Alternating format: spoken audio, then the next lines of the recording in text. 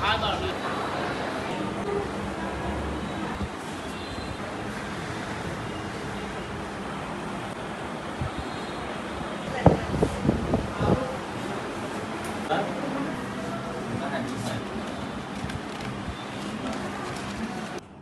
আজ 7 মাস আমার সিজার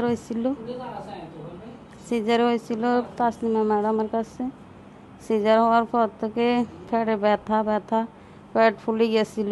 হাসপাতালে ভর্তি আছিলাম অনেক দিন ধরে, 3-4 বার ভর্তি হই। ভর্তির পরে এবারে ইঞ্জেকশন দিলে, স্যালাইন দিলে 3-4 দিন পরে বাড়ি যাই, আবার 15-20 দিন ভালো থাকি, আবার ব্যথা উঠে। এখন 4-5টা সার্জারি ডাক্তার, গাইনি ডাক্তার দেখানোর পরে অনেক পরীক্ষা নিরীক্ষার পর মানে বলতেছে যে টিউমার ধরা যায় না, কি রোগ এটা ধরা যায় না। এখন বলতেছে ডাক্তাররা কদে সিজার অপারেশন করলে এটা ধরা যাইব।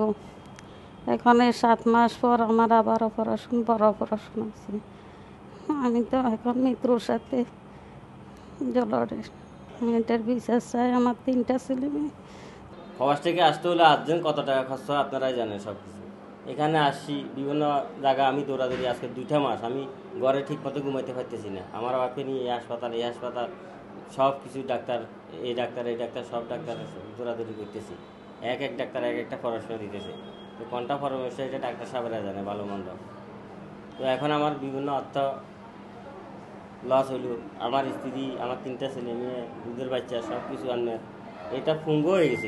এটা মৃত্যু ঝুঁকিপূর্ণ থেকে আল্লাহ রক্ষা করছে, আমার ছেলে মেয়ের বাড়িকে রক্ষা করছে।